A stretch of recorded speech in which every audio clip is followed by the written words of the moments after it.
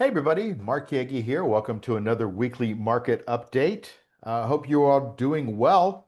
It's a market that's going yellow, so that means caution, right? Or I guess if you're coming up to an intersection, it means slam on the accelerator or slam on the brakes. I'm not sure which one fits your personality, but anyway, the market has been green for 3 or 4 weeks now, and now we're turning yellow, which means just use a little bit extra caution. There's no reason to give up the gains that you've hopefully made for the last several weeks.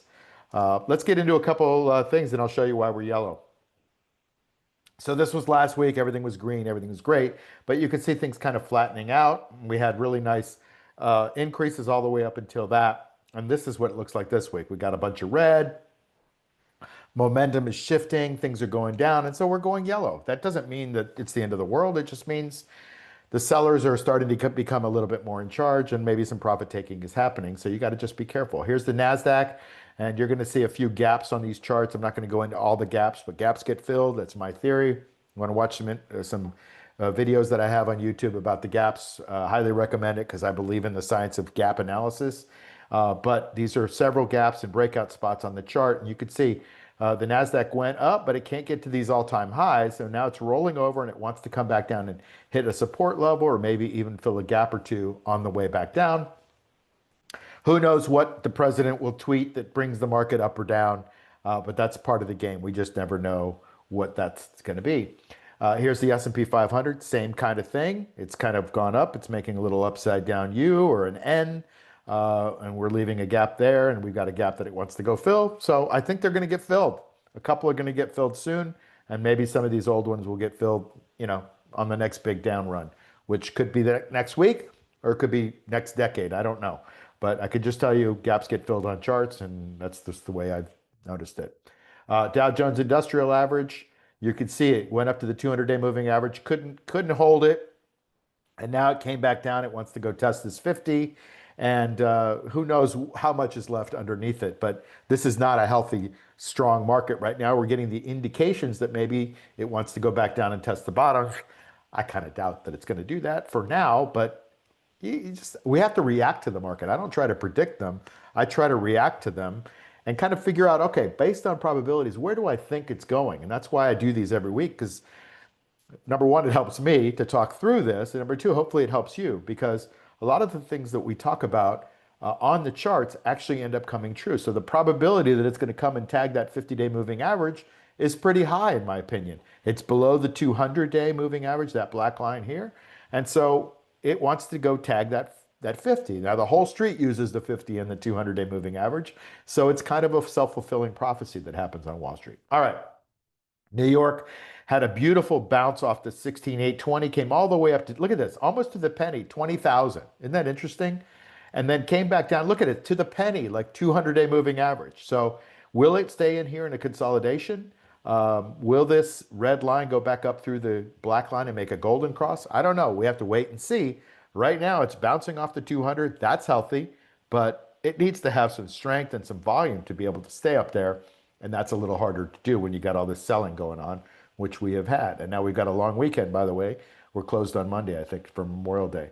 So you could see the VIX is now bouncing off that 200-day moving average. It's back into the plus above that, and that is a little bit more panicky and a little bit more risky. So people are taking some risk off the table. All right, just go through a few stocks. You can see Apple here. There's a big gap on Apple, and now it's making what I call the dreaded H pattern down to the 193.25 level. If it hits that level, this 169.21 is now in play.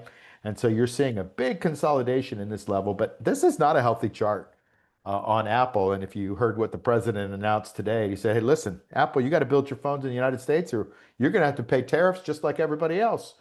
And they're trying to set up in India and China and whatever. And like he's not playing games, and it's been working because a lot of countries are coming to the table. But, Apple a couple months ago said, oh, we're all into the United States. And all of a sudden they went to India and said, we're going to set up a factory. No problem. You're just going to have to pay a tariff when you come back. And it's an American company. And he did, by the way, if you remember, like 5, 6 years ago, he changed the tax law to give these huge companies, especially Apple, I think they had like $160 billion in cash sitting in Ireland. And he gave them this huge tax break to bring the money back home. And that was to build infrastructure here. And he wants that infrastructure built here to create jobs and all that stuff. He's kind of serious about this. And if Apple's going to play games, they're going to have to pay higher prices, which means we might have to pay higher prices if we like iPhones. Or if they want to compete, they're going to have to lower their prices. So I'm not sure. So far, it has not been inflationary. It's been deflationary. All right. Tesla, nicer chart these days, everybody. Nicer chart.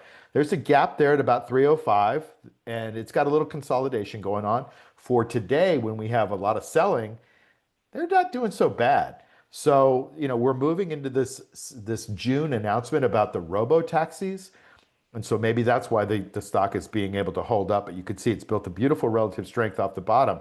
This thing went from 48 to 214, and now it's up in the mid 300s again. So it looks healthier than a lot of other stocks right now, but it's still, I need some volume in here on the ups so that I can justify in my mind that it's a stock that you really should be buying. Right now, it's not a stock that you should be selling or buying. It's a stock that maybe you want to hold.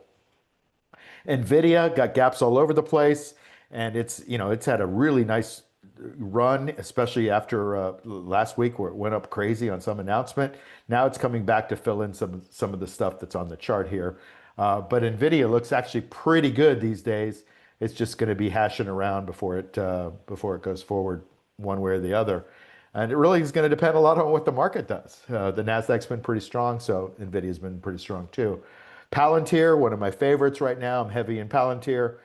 It's basically in a breakout. It's coming out to test this breakout spot on this little handle on this cup, and breakouts don't always work, so it's coming to test it. So sometimes they get tested 2 or 3 times, but it's on the breakout spot, and this 140, 125.41 is the official breakout point on the chart. Last one I'll do is MicroStrategy. I know a lot of you watch MicroStrategy, and for the life of me, I can't figure out Bitcoin hit an $111,000 all-time high.